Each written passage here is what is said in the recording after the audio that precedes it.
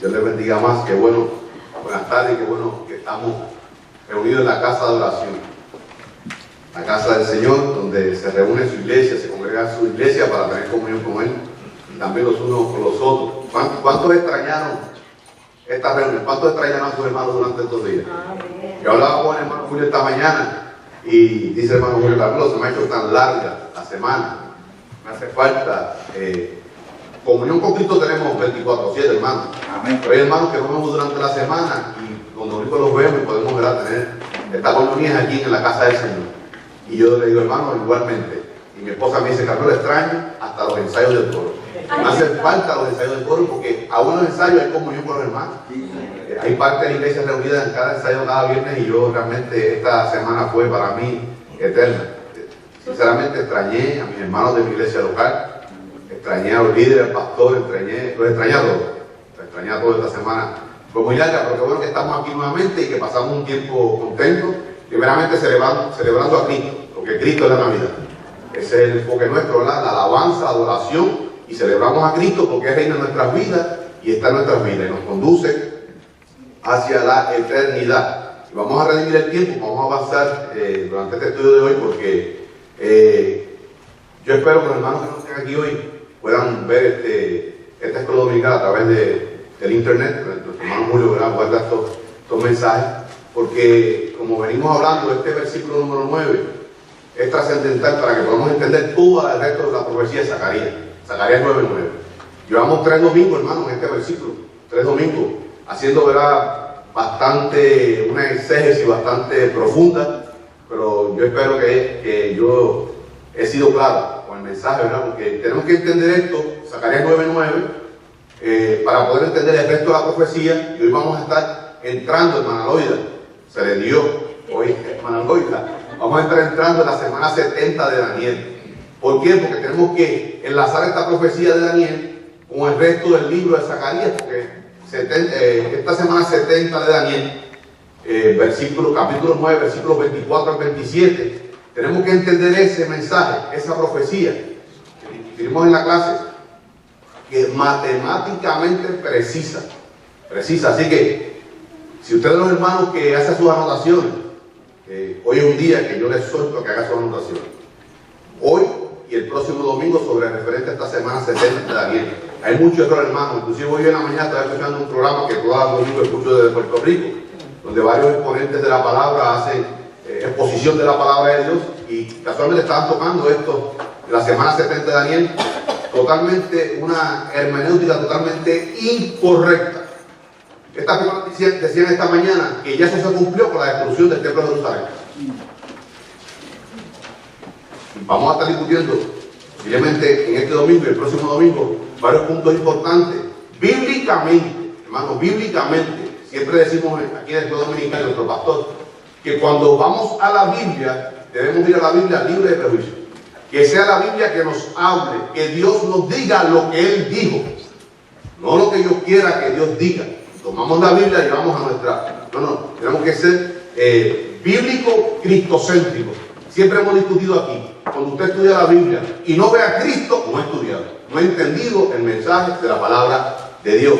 Así que yo les exhorto que los hermanos que tengan el bosquejo, que tenemos ahí los versículos, sobre todo el segundo documento que entregamos, que habla sobre el reino mesiánico, y al dorso de ese papel está las 70 semanas de Daniel que vamos a comenzar hoy. Tendremos que terminar primeramente este versículo número 9.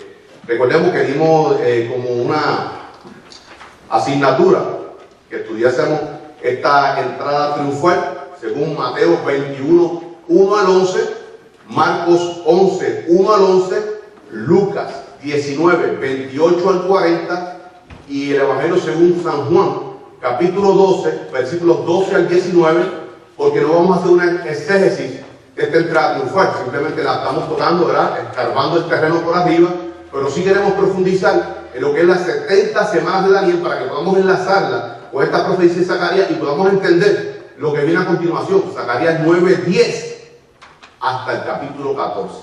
Es muy escatológico y recordemos, hermanos, la profecía bíblica, cuando usted estudia profecía bíblica, nos da un panorama de los eventos escatológicos. Pero el Señor, en esta profecía de las 70 semanas de Daniel, es muy precisa matemáticamente. Muy precisa matemáticamente, vamos a estar discutiéndolo en la clase de hoy. Así que yo espero que los hermanos, ¿verdad?, que yo sé que todos los que estamos aquí somos diligentes de la palabra de Dios. Y si usted es muy brillante, que puede retener todo el material, pues no haga sus anotaciones. Yo, como no soy muy brillante, tengo que anotarlo todo, hermano, y tengo que leer y releer. Pero si yo le he dado a usted con mucha sabiduría, pues no haga sus anotaciones, pero yo le suelto que haga sus anotaciones para que estemos claros, primeramente para edificación propia y que podamos edificar a otros hermanos que están en un error tremendo. Así que nosotros esperamos, ¿a quién esperamos, hermano? En este instante, a Cristo. El rapto de la iglesia es inminente en cualquier momento. Discutimos la clase anterior que Pablo lo esperaba hace un tiempo. Nosotros esperamos a Cristo, hermano. Yo siempre digo, Dios quiera que sea hoy, ahora mismo, aquí en la iglesia. Estamos listos, estamos preparados para irnos con Cristo. Ahora, lo que es la segunda venida es referente al pueblo de Dios, al pueblo de Israel. El milenio es una promesa para el pueblo de Israel y se va a cumplir. Vamos a estar discutiéndolo aquí. Zacarías, recordemos que venimos estudiando este capítulo número 8, era un castigo a las naciones, versículo 1 al 7. Todas estas tres áreas, Fenicia, al norte de Israel, lo que era Siria, al noreste de Israel, y al sur oeste de Judá, que eran los filisteos, estas naciones que habían doblegado mucho, habían introducido lo que es la idolatría en el pueblo de Dios, y hay un arrasamiento de Alejandro Magno, un impío que era instrumento de Dios, para castigar a las naciones que hostigaron por mucho tiempo al pueblo de Dios, Israel. Versículo 8 discutimos que Jehová promete que esta invasión no tocaría a su pueblo de Israel, sobre todo a su santa ciudad, Jerusalén, ciudad que él ha escogido. Y así mismo fue, hermano, discutimos en las clases anteriores, que Alejandro Magno subía, bajaba en estas conquistas, llegó tan al norte, o sea, ellos vienen arrasando desde Grecia, Macedonia, hubo una batalla en Iso, que le dio entrada a lo que es el territorio de Siria, arrasando con Siria, Fenicia, ciudades tan fuertes, hermano, como Tiro. Discutimos, ¿verdad?, que era una fortaleza, una ciudad a 1,5 kilómetros de la playa, de la orilla, y aún esa ciudad tan poderosa que Nabucodonosor, este imperio neobabilónico, la sitió por 11 meses y no pudo derrocar esa ciudad. Sin embargo, Alejandro Magno en 5 meses destruyó toda la ciudad. Pero había una promesa de Dios, que Jehová dio al pueblo de Israel, que ellos no iban a ser tocados, y así mismo fue. Viene el versículo 9, voy a estar leyendo. Vamos a estar leyéndolo aquí en la pizarra. Versículo 9, Zacarías 9:9. Dice: alégrate mucho, hija de Sión, da voces de júbilo, hija de Jerusalén. He aquí, tu rey vendrá a ti, justo y salvador, humilde y cabalgando sobre un asno, sobre un pollino, hija de asno. O sea, no solamente que usted no va a ser tocado por este imperio greco-macedonio, esta coalición de Grecia y Macedonia, que estaba al frente de Alejandro Magno, no van a ser tocados, no van a ser lastimados, no van a tocar a ninguno de mis hijos. Recordemos que Alejandro Magno, cuando hacía una invasión, lo primero que hacía que era mataba al rey. Segundo, traía personas de la conquista anterior para mezclarlo. ¿Para qué? Para que como pueblo perdieran la identidad. Pero no iba a pasar así. Con mi pueblo, Jehová dijo, ahora estaré yo velando como un guardia con mis propios ojos a mi pueblo y a mi ciudad, la ciudad que yo he escogido. Pero ahora viene una promesa, un mensaje de regocijo. Dice: alégrate mucho, hija de Sión. Discutimos aquí, ¿qué se refiere cuando dice hija de Sión? Aquí se está refiriendo. Discutimos en la clase anterior. Hija de Sión es Jerusalén, la ciudad. Recordemos que Jerusalén está enclavada en el monte Sión. Hija de Sión es la ciudad Jerusalén. Ahora dice: da voces de júbilo, o sea, de gran gozo, de alegría. Dice: hija de Jerusalén, ahora sí está hablando del pueblo de Dios, de las personas. O sea, hija de Sion, Sion es el montículo donde está enclavada la ciudad de Jerusalén, la ciudad escogida de Dios. Y cuando dice hija de Jerusalén, está hablando a los seres humanos, al pueblo de Dios que escogió, que reside, que vive en Jerusalén. Ahora recordamos, está hablando aquí de Judá, de Jerusalén, pero su contenido profético se refiere a todo el pueblo de Israel. A todo el pueblo de Israel. Recordemos que los judíos solamente retornan, que van a Judá. Pero hay una promesa para todo el pueblo de Israel, a toda la descendencia de Abraham. Eso vamos a estar discutiéndolo, Dios mediante nos dé tiempo en el día de hoy. Discutimos que iba a ser justo, leímos varios versículos sobre esto, sobre la justicia, que iba a ser justo el Señor y Salvador. Y ahí es que vamos a terminar esto, pero quedamos la semana pasada en eso del Salvador. Discutimos que era a través del mismo, el griego, como usted le dice, que él mismo iba a salvar a su pueblo, no a través de otro, no a través de otro. Discutimos con nuestra creencia, somos cristianos, somos parte del pueblo de Cristo, hemos sido lavados por la sangre de Cristo, redimidos por Cristo, comprados, sacados del mercado de esclavos por Cristo. Pero nuestra creencia es judeo-cristiana, porque la salvación viene a través de los judíos, porque en carne Jesucristo es judío. Por tanto, recordemos, hermano, el candelabro de la palabra de Dios, la revelación se la dio al pueblo de Israel, para que llegara a todas las naciones. Usted y yo. Continuamos con este estudio sobre el Salvador. Recordemos que el único mediador entre Dios y los hombres es Jesucristo, hombre. No hay ningún otro donde usted pueda alcanzar salvación, perdón de pecado y el regalo inmerecido, es un don, por gracia de Dios, de la vida eterna. Por tanto, discutimos nuevamente, hermano, si usted ha venido a los pies de Cristo, ha sido lavado por su sangre, los méritos de Cristo han sido aplicados a usted, usted ha experimentado a través del Espíritu Santo, o más bien por el Espíritu Santo, la regeneración, y usted ha sido sellado con su Santo Espíritu, usted tiene seguridad de salvación. Usted tiene seguridad de salvación. ¿Usted sabe una cosa, hermano? Uno de los inputs que más tenemos a través del internet es referente a esto, sobre la seguridad de salvación. Hermano que nos escribe, hermano, yo me imagino que hermano, según lo que yo estoy leyendo, con lágrimas en sus ojos de alegría, de que están seguros en Cristo. Porque la iglesia está predicando que usted hasta por un estornudo quiere tener salvación. Entonces, ¿qué seguridad tenemos nosotros? La obra de Cristo, Cristo es perfecto, la obra fue perfecta. Tenemos seguridad de salvación. Hay responsabilidad humana. Usted y yo, como hijos de Dios, debemos caminar como Cristo anduvo. Hay un compromiso. Aquel que está en la iglesia, hay muchos cristianos nominales, y perdón la expresión, y camina, anda, su actitud de vida, su modo de vida es como le da la gana, eso demuestra que no es un hijo de Dios. Recordemos, tenemos que mirar la cruz del Calvario. Y mientras más usted estudie la Biblia, mientras más comunión tenga con su Cristo, hermano, más santamente usted demandará a usted mismo vivir por el sacrificio que hizo por usted y por mí. Tanto la salvación, Salmo 3:8, es de Jehová. La salvación, Jonás 2:9, es de Jehová. Pero nuestra doctrina reconoce que hay responsabilidad humana. Yo tengo que caminar como él anduvo, en santidad. No solamente venir a los pies de Cristo, sino Cristo dijo, y obedecer mis mandamientos. Eso demuestra que usted es un hijo de Dios. El rapto de la iglesia es hoy, ahora en este instante. Aquel que se quede en el rapto de la iglesia, nunca fue de la iglesia.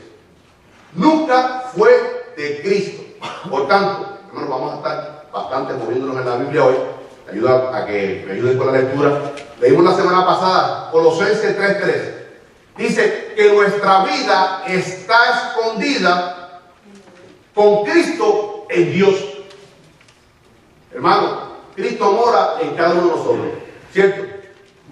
Pero dice la palabra que Cristo está sentado a la diestra de Dios Padre.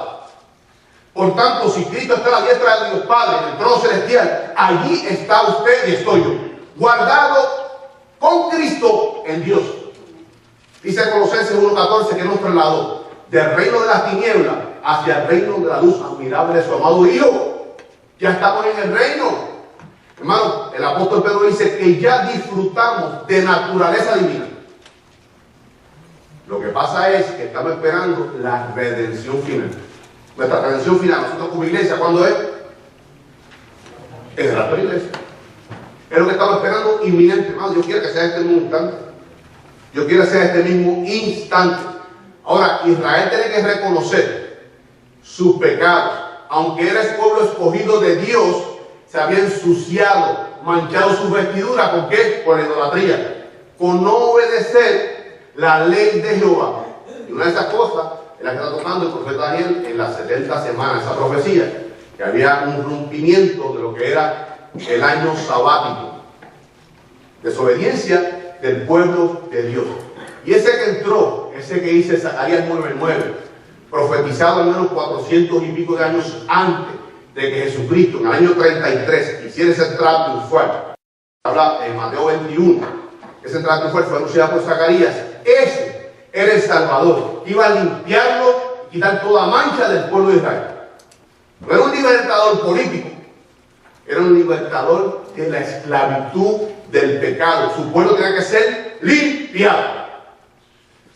Hermano, si usted es parte de la iglesia, si usted está en Cristo, usted fue escogido desde antes de la fundación del mundo. ¿Cierto? Pero teníamos un problema. El pecado que recaía sobre nosotros, Daniel.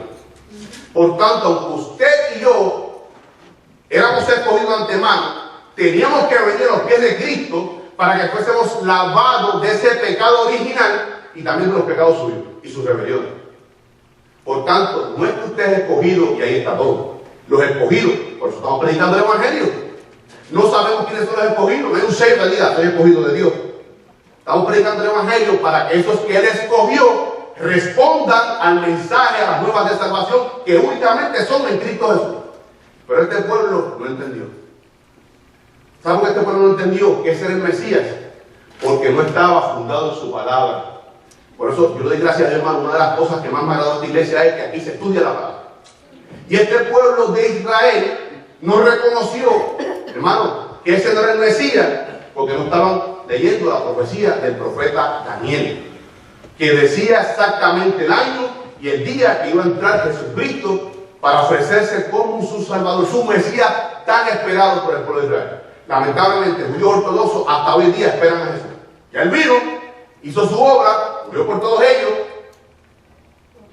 caminó en su ministerio terrenal, caminó por toda Judá, Galilea, ascendió a los cielos, ha prometido que viene por su iglesia y por segunda vez para su pueblo de Israel y todavía están esperando.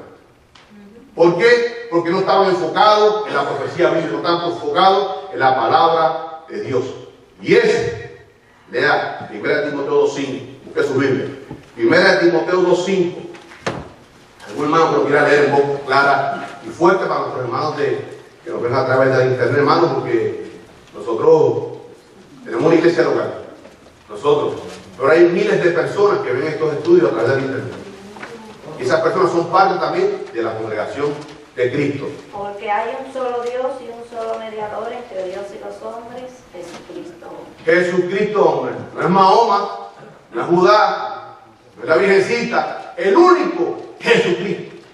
El único mediador entre Dios y los hombres, Jesucristo. Ahora escuche, hermano. En el Antiguo Testamento, vamos a hacer una exégesis en el aparato crítico.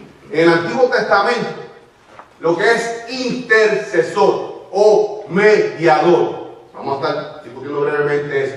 En griego es lud, interceder. Escuchen, el significado del Antiguo Testamento: enseñador, intérprete, mensajero.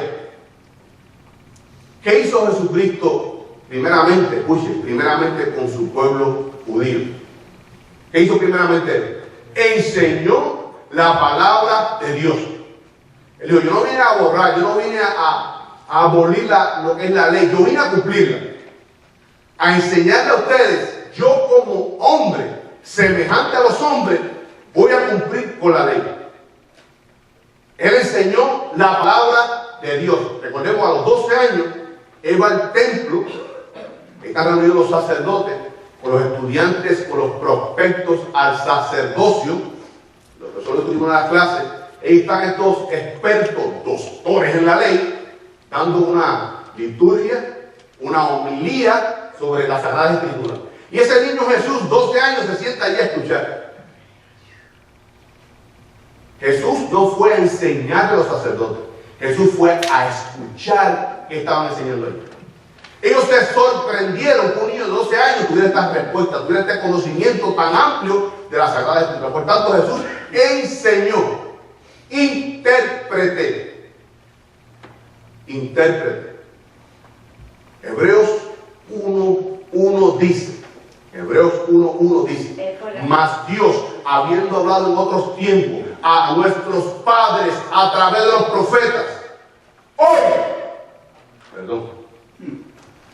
hoy nos habla a través de su Hijo Jesucristo. Así dice Reina Valera. Hoy nos habla a través de su Hijo Jesucristo. El griego dice a través de Dios Hijo. No es lo mismo. A través de Dios Hijo, como la segunda persona de la deidad. Y Dios está revelando lo que los profetas hablaron en su misma persona. Dios encarnado, Emmanuel, Dios entre nosotros. O sea, fue intérprete de la palabra y mensajero de Dios. Por tanto, en ese contexto del Antiguo Testamento, no había otro que pudiera enseñar la palabra como nuestro Señor Jesucristo. No había otro que pudiera darla, hermano, la interpretación perfecta, absoluta y plenaria de la palabra de Dios. ¿Por qué? Porque Él mismo es el logo de Dios. Él es la palabra de Dios. Y el único, hermano, mensajero de Dios. Usted y yo somos testigos de Cristo. Pero Apocalipsis dice, el verdadero testigo de Dios, ¿quién? Jesucristo. Perfecto, porque usted es un testigo de Cristo, pero es imperfecto. Aunque usted disfruta de la naturaleza divina, tenemos seguridad de salvación, hay imperfección en nosotros, porque aún está el pecado en nosotros. Hemos sido libertados del mercado de esclavos, no somos esclavos del pecado, primeramente porque ya el pecado no es habitual, no es una rutina en nuestras vidas, y aún así, hermanos, no disfrutamos del pecado, pero tenemos la capacidad de pecar todavía, hasta que no seamos redimidos totalmente en el rapto de la iglesia. O sea que el testigo fiel y verdadero, Jesucristo, de la palabra de Dios. En el Nuevo Testamento dice mesites, escuchen, intermediario, Él es Dios y Él escudriña los corazones, escudriña las intenciones del corazón. Discutimos en la clase pasada que hay hijos de Dios, supuestamente cristianos, que reciben a Cristo como Salvador, pero no como Señor. Hay muchas personas que vienen, hermano, la iglesia está tan confundida, vienen a la iglesia para buscar bienestar, riquezas, salud, prosperidad. No, vienen a los pies de Cristo para primeramente ser limpiados por la sangre de Cristo, para alcanzar salvación. ¿Dios lo puede prosperar a usted? Seguro que sí. Si Él es dueño del oro y la plata. Y muchas personas vienen buscando a Jesús como el Salvador, pero no como Señor. Discutimos la clase anterior que el Señor es que es dueño de su vida. Y cuando usted compra algo y paga el precio por algo, usted hace con ese objeto o con aquello que usted compró, que pagó el precio, y lo que usted quiera. Por tanto, si yo soy hijo de Dios y Él ha pagado el precio por mí, hablo de primera persona, porque también pagó el precio por cada uno de nosotros, yo debo dejarme guiar, dejarme usar por Él que es mi dueño. En griego somos doulos o doulos, esclavos eternos de Cristo. Aún en la gloria celestial, hermano, ahí estaremos adorando a nuestro Cristo amado. Yo estoy esperando ese momento, hermano. Y yo discutí la clase anterior que yo no sé qué yo estaría ahí haciendo, pero yo creo que no voy a perder de vista a mi Señor, ahí en el trono celestial, adorando todo el tiempo. Aún allí seremos fieles, aún aunque seamos glorificados, perfeccionados y tengamos la vida eterna, estemos eternamente, Él seguirá siendo Dios. Amén. Y nosotros sus siervos. Porque hay una teología por ahí tomista de Tomás de Aquino, desde el siglo XVII, viene arrastrando eso, de que nosotros seremos exactamente igual a Cristo. Que seremos igual que Cristo. A veces yo veía una programación cristiana de nuestros hermanos anglosajones. Bueno, un canal americano de cristianos, pero ese hombre está hablando y no es hermano mío Cristo. Mira, hermano, aquí nuestro pastor, cuando viene a predicar la palabra, ahí tiene que estar la Biblia. Yo he dicho que no solamente la escuela dominical, cuando usted oye un programa de radio, si no está por la Biblia, usted descarte todo eso. Lo que discutimos en la escuela dominical, siempre he dicho, si usted en cualquier momento levante la mano, hermano, no entendemos eso, explíqueme eso con la Biblia. Si yo no puedo corroborar eso, confrontarlo, contrastarlo con la Biblia, no es de Dios. Y este hombre, hermano, yo digo a mi esposa, mira que charlatán con su más cabezón. ¿Sabes lo que ha predicado este hombre? Una libretita. Una libreta. Y de lo menos que habló fue de Cristo. Hermano, en la predicación, en la enseñanza, Cristo debe estar entronizado. Cristo. No el hombre, no la doctrina, sino Cristo entronizado en todo lo que estamos estudiando y aprendiendo. Este hombre con una libreta, y lo que habló fue de dinero, de prosperidad, y declarando y haciendo pacto con Dios. Hermano, ¿quién es usted para pactar con Dios? Dios pacta con el hombre porque Él es soberano, Él es todopoderoso. Pero el hombre no tiene nada que ofrecerle al Dios soberano. Hoy vemos iglesias pactando. Digo, pero ¿quiénes son esta gente para pactar con Dios? Un Dios soberano, creador del cielo y la tierra. ¿Qué tenemos nosotros, hermanos, que ofrecerle al Señor? Nada. Dios no necesita nada del ser humano, sino que en su infinita misericordia y su gracia, Él nos llama para que seamos hijos suyos, hermano, y para que seamos instrumentos. Hoy Cristo no está caminando como caminó por los caminos polvorientos de Galilea, de Judá. Está usted y yo siendo testigos fieles de Cristo, porque, hermano, hemos experimentado el gozo, el lavamiento de nuestros pecados y tenemos seguridad y vida eterna a través de Cristo Jesús. Y dice Jesús, y ustedes, la primera iglesia bautista hispana que fuera, me seréis testigos. Hermano, en el griego, para este tiempo, esta cultura greco-romana, un testigo era uno que iba a la corte, delante del juez. Mi hermano Roberto es acusado y yo soy testigo de él. Y me paro a su lado para defenderme. Pero si ese juez encuentra a mi hermano Roberto culpable, yo juntamente con él soy culpable también. Pero como Cristo fue y es y será impecable, y yo he sido lavado por la sangre de Cristo, yo soy testigo de él, a través de su poder, que me transmite el Santo Espíritu de Dios. Me seréis testigos. Otra cualidad, humilde. Zacarías 9:9. Humilde.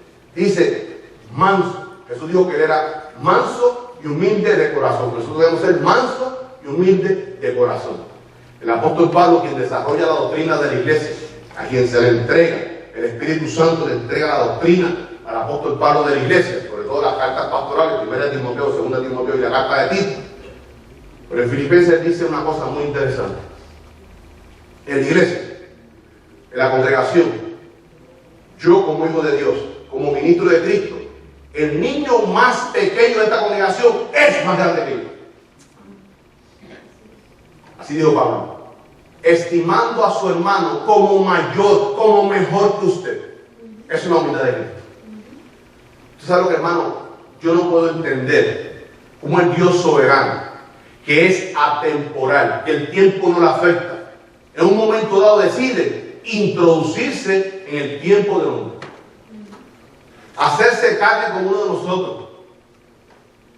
Yo no puedo entender esas cosas, hermano. Corresponde a nosotros caerle de rodillas y decir gracias, Señor, por tu sacrificio, por tu amor, por tu, en el hebreo, Jesé, tu misericordia eterna. Y la gracia de Dios es manifestada como nunca antes a través de su vida. Dice el doctor Charles Wright, escuchen, que la gracia de Dios, nosotros tenemos el privilegio de formar parte de esta dispensación de la iglesia. Porque aunque es un error, hermano, voy a clarificar esto, paréntesis. Decir que estamos en la dispensación de la gracia es un error. Nosotros estamos en la dispensación de la iglesia, algo que era desconocido en otras dispensaciones. Porque el primer hombre que fue salvo por gracia. Ahora, dice el doctor Riley, la misericordia se manifiesta a través de Jesucristo. Dice el doctor Riley, la gracia es la misericordia, esa misericordia, ese amor. En el hebreo es Esed, el amor eterno de Dios se manifiesta, se humaniza en Dios en descenso a través de Jesucristo. Eso es gracia. Eso es gracia. Dios en descenso, en encuentro con el hombre, para tomar ese hombre temporal y llevarlo a la eternidad. Hermano, en ninguno hay otra salvación que no sea a través de Jesucristo, el Hijo de Dios. Ahora dice aquí, humilde. Dice Jueces 5:10. Escuche, Jueces 5:10. Porque él va entrando allí en un asno. Jesús no entró a Jerusalén en un corcel, en un caballo. Entró humildemente en un asno, como príncipe, el Mesías esperado para el pueblo de Israel. Por tanto, yo podía entender que él al venir como un asno venía en son de paz, pacificador. No, hermano, en el aspecto terrenal, pacificador, sino para reconciliar al mundo con Dios en sí mismo. Y el pueblo de Israel no pudo entender esto porque estaba, hermano, pendiente a otras cosas, haciendo las cosas como los paganos, imitando a las naciones vecinas, paganas, y no enfocado en la palabra de Dios. Y así hay una iglesia hoy día, llamada iglesia, imitando las cosas del mundo. Aquí en la iglesia tenemos que adorar a Jesús, a Jesucristo, a Dios, como Él dice en su palabra. No como nosotros que nos guste, o ese ritmo está, no, la Biblia. Como dice Dios que debemos adorar. En espíritu y en verdad. Y tenemos culto principal y culto secundario. No, todos los cultos son importantes. Todos los cultos son importantes. Porque deben ser en espíritu y en verdad. Y hoy la iglesia está pendiente a otras cosas del mundo. Y hay cierto sincretismo mezclando cosas mundanas con las cosas sagradas de Dios. Y por eso hay iglesias que no impactan con el poder de Cristo. No para hacer cosas raras. No para que usted salga corriendo y brinque y rompa sillas y caiga patas arriba. No. Hay una doctrina por hermano que, perdonando esto, hasta se orinan en el altar de Dios. De la risa. Se ríen. Es la doctrina de la risa. Cerquita aquí en Tampa. Mundial. Ese hombre llena ese coliseo, creo que son más de 15,000 personas. Muertos de la risa. Y eso es manifestación del Santo Espíritu de Dios. Y hay gente cogiendo tras eso. Hombres que en un momento dado predicaban esa doctrina detrás de esas cosas. Increíble, ¿sí me han oído? Sí, volviendo al tema, porque entonces nos salimos y no tenemos las 70 semanas. El asno estaba sin montar en su vida. Que eso es un punto que no hay caballo que se pueda montar así como primera vez. ¿Qué paz derramaría él? Que él se montó en aquel asno que nadie lo había montado. Bueno, por eso dice el pollino. Como dijo que más adelante, el pollino es un animal no domado. Pero como era el Señor, el Dios Todopoderoso, que tiene control aún de los animales. ¿No era otro, hermano? Inclusive Jesús cuando envía a todos estos dos discípulos, dice, y si alguno le pregunta, dile que el Señor mandó a buscarlo. Por el poder que había en él, que hay en él, porque es Dios. Es Dios. Humilde. Dice Jueces 5:10. Vosotros, los que cabalgáis en asnas blancas, los que presidís en juicio, y vosotros los que viajad, hablad. Hermano, está hablando aquí de que gente reconocida, príncipes de Israel, viajaban en asnas. O sea, no solamente demuestra humildad, no solamente demuestra que iba en son de paz como pacificador, sino que era un linaje de un principado. Era el príncipe de paz para el pueblo de Israel. No era algo despectivo que venía en un asno, porque Alejandro Magno, buscando ese contexto inmediato, versículo 1 al 7, Alejandro Magno iba montado a caballo, en son de guerra, en son de conquista humana política. Jesús venía primeramente, hermano, en una conquista del pecado del hombre. Arrebatar al hombre de las garras de Satanás, que hasta el día de hoy tiene dominio en la tierra, hasta que Dios le permita.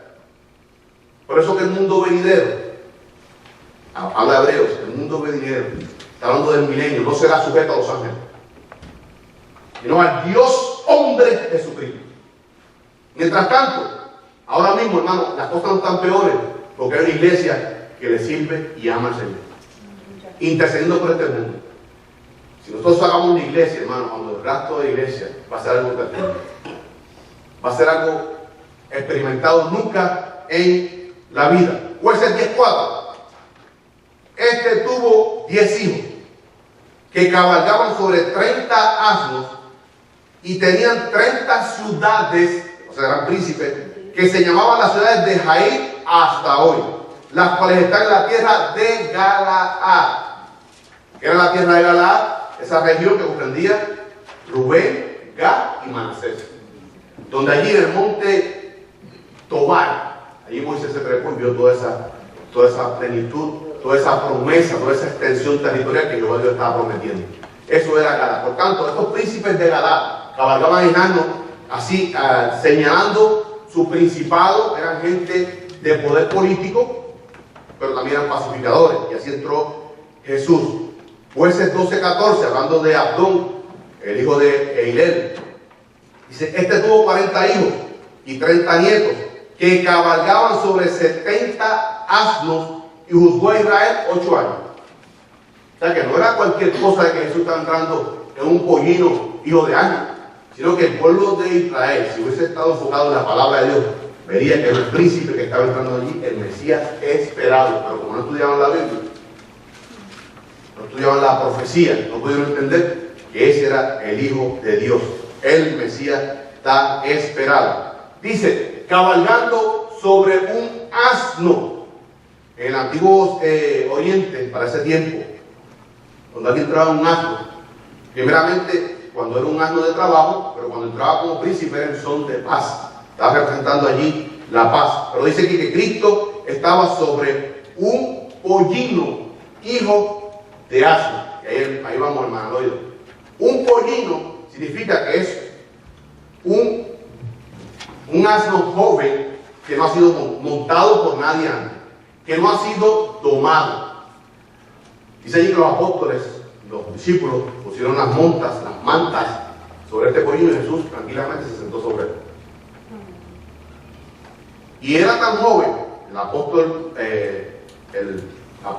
Mateo dice que como era joven, dice que también le pusieron monturas a su madre, a la asna, para que él fuera tranquilo. Y hay un comentarista que dice que él se montó en ambos. No, se llevó esta asna para que él tuviera como un potrillo joven, estuviera tranquilo. Jesús se montó sobre este asna. Por tanto, dice hija de asna. Esto es un modismo hebraico, está hablando de que es un burro, no un caballo.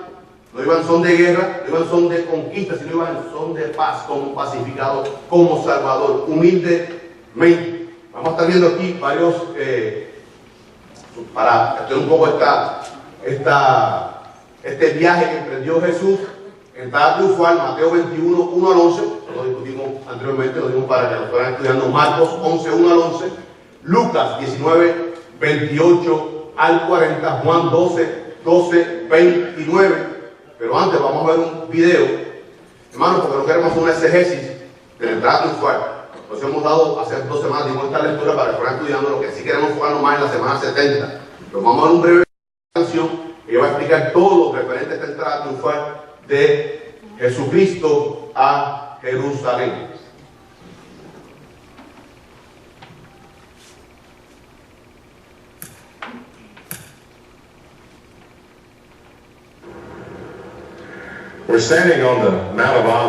Estamos encima del Monte de los Olivos, en dirección al sur, mirando hacia el monte del templo de la ciudad de Jerusalén.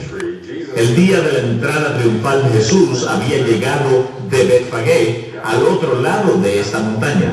Se habría montado en un burro y viajado por tierra, lo cual lo llevaría a la entrada que actualmente llamamos la Puerta Dorada. o su predecesora en la antigüedad, o quizás a la puerta de la esquina norteña del monte del templo, llamada hoy la Puerta del León. De cualquier manera, cuando Jesús está entrando en la ciudad, está representando la escena de Zacarías capítulo 9. Y eso no se lo perdería la gente que estaba mirando, ni las autoridades romanas, que notarían que este predicador judío itinerante estaba haciendo algo similar, algo que solo le era atribuible al César. He looks over at the city and begins Él mira la ciudad y comienza a llorar. La palabra griega que se utiliza en Lucas expresa un gran sollozo, de modo que no es simplemente, usted sabe, una lágrima que corre por su mejilla, sino que está realmente sollozando de pena. Y pienso que la razón de esto es que Jesús sabe que la gente ha interpretado mal totalmente el motivo de su venida. There were many days in the Jewish calendar where Hubo muchos días en el calendario judío en los que ellos esperaban que viniera el Mesías, y este fue uno de ellos. En esos tiempos esperaban que el Mesías los liberara de la opresión romana. Ellos nunca entendieron por qué, puesto que la idolatría había sido erradicada de la tierra, estaban bajo la dominación romana. Y cuando recibieron a Jesús, lo proclamaron Mesías y la gente respondió quitando ramas de palmeras. Estaban enarbolando un símbolo muy nacionalista. Es más, cuando gritaban Hosana, lo que querían decir era sálvanos, Señor, sálvanos. Aunque era una declaración espiritual, también podía interpretarse como política, en la que el sálvanos significaba sálvanos de la dominación romana. En particular, el quitar las ramas de palmas representa un símbolo nacionalista.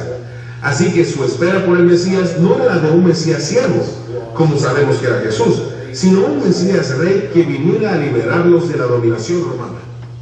Pero la idea de un cordero subiendo al templo o presentándose a sí mismo ante el sacerdote y diciendo, aquí estoy, pueden sacrificarme, usted sabe, es ridículo, pero eso fue exactamente lo que Jesús hizo. on the 10th day of Nisan, En el 10º día de Nisan, Dios ordena a los israelitas que traigan un cordero a sus casas. Es el día en que solían llevar un cordero a sus casas, el mismo que luego sería sacrificado para la Pascua. Ese es el día de la entrada triunfal, es el 10º día de Nisan, y sabemos que en el primer siglo, donde está la mezquita ahora, solía estar el templo de Jerusalén, que era la casa de Dios. Es como si Dios mismo estuviera cumpliendo el mandamiento que dio a los israelitas en el Éxodo, cuando llevó el cordero a su casa en el 10º de Nisan, siendo aquí Jesús el cordero para el sacrificio que ocurrió en la Pascua. he is the Lamb of God. Él es el Cordero de Dios, y en vez de tener que ser escogido de un rebaño, vino voluntariamente, como usted sabe. Piense en 33 años antes, vino del cielo. Él dejó el esplendor celestial para venir a la tierra a nacer en un pesebre, la manera más baja posible de venir al mundo. Él vivió como un labriego, como carpintero, un trabajador común y corriente, como siervo, y soportó toda clase de abusos y ofensas para terminar muriendo como un criminal, y todo por perdonar pecados. Los días siguientes Jesús estuvo en Jerusalén. Al mismo tiempo, se desarrollaron planes para terminar con él. Antes de su muerte inevitable, Jesús quiso compartir una cena más, una celebración pascual con sus discípulos. Por tanto, este pueblo no pudo entender que él no venía a librarlos del régimen político, sino para traer salvación para su vida. Aquí vemos lo que es la villa de Betfagé, y aquí vemos lo que es Betania. Recordemos que el día antes él venía de un ministerio de Jericó, que está al noreste de Jerusalén, y él pernocta en esta ciudad de Betania, en la casa de María, Marta y Lázaro. Y al día siguiente que emprende este viaje, y aquí vemos lo que es, hermano, hasta el día de hoy, esta foto es 2008, esta foto, y hasta el día de hoy el único camino que hay, o sea, peatonal, hasta el día de hoy es este único camino, que entendemos que esta fue la encrucijada donde Jesús se detiene, viene de Betania, viene por este camino, se detiene aquí y envía a los discípulos a esta pequeña aldea de Betfagé a buscar el asna y el pollino. Y aquí vemos lo que es el camino hacia el monte de los Olivos. Y estoy viendo de una vista aérea lo que es el templo o la mezquita de Omar. Y esto es lo que es el sureste. Este es el monte de los Olivos. y este es lo que es Betfagé, y más atrás toda esta provincia que está aquí es lo que es Betania. Por tanto, Jesús viene de Jericó, que está más al norte, pero el norte aquí, en Betania, y el día siguiente, entonces en la mañana, en este cruce, es que manda a buscar el asno, el burrito, el pollino, para emprender su camino en Monte de los Olivos, esto es el Olivete, conoce el Monte de los Olivos, y baja por aquí y entra aquí en la puerta del este o la puerta dorada, que hace su entrada triunfal. Aquí lo vemos un poco más de cerca, ya estoy viendo la vista desde el Monte de los Olivos, es un monte bastante, es un montículo bastante alto, y esta es la vista que está viendo Jesús, y esta es la puerta dorada, la puerta del este, por donde entra Jesús, que al día de hoy está sellada. Pero en su segunda venida, dice Zacarías 14:4, que él posará su planta, sus pies en el olivete, y entrará por esa misma puerta, para tomar posesión de su santo templo. Por eso, Daniel 9:27 dice, para dar lo santísimo al santo.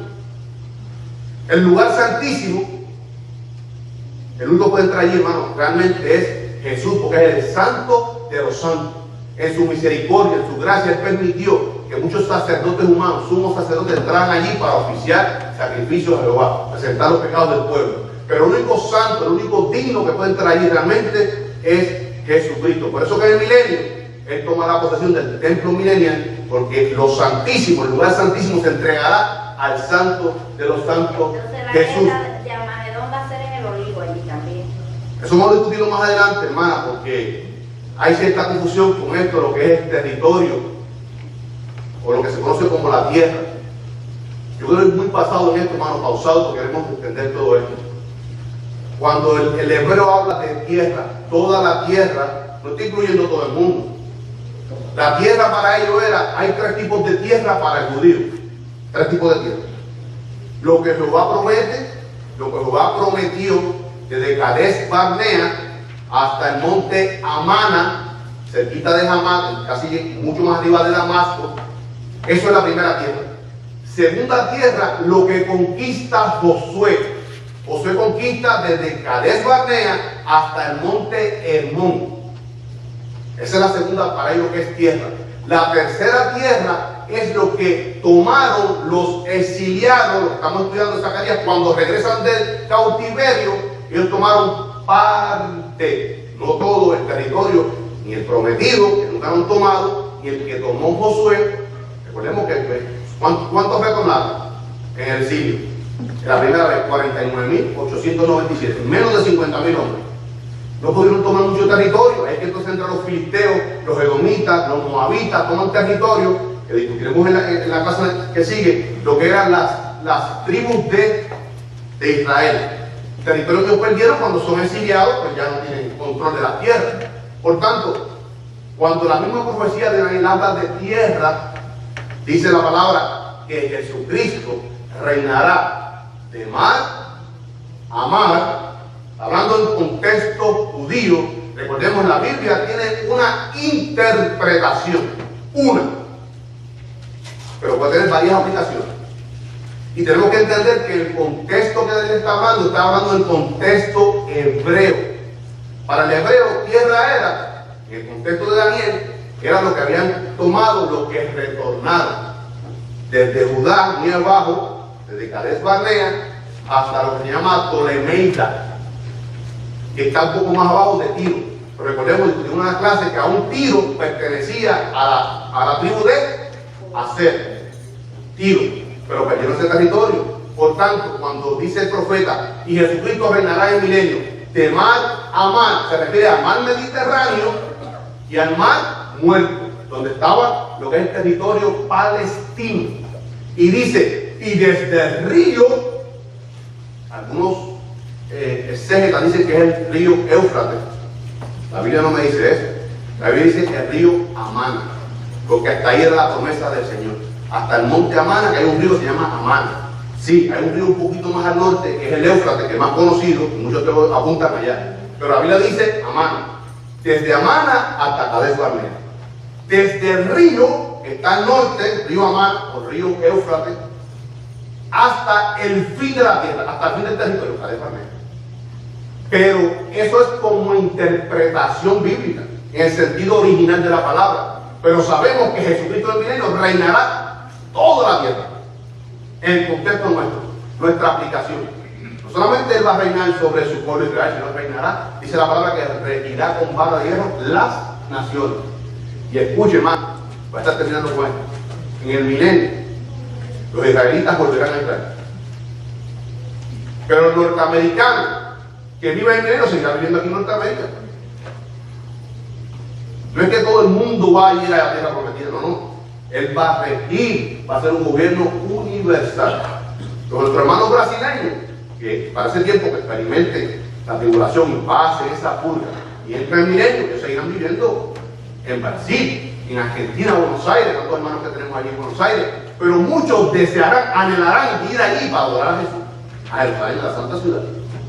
Sí, Diana. Bueno, yo lo único que sé es que toda la tierra que repartió en la dispensación va a ser cubierta, porque Él va a sacar de cada tribu los 144,000. Mire, hermano, escuche.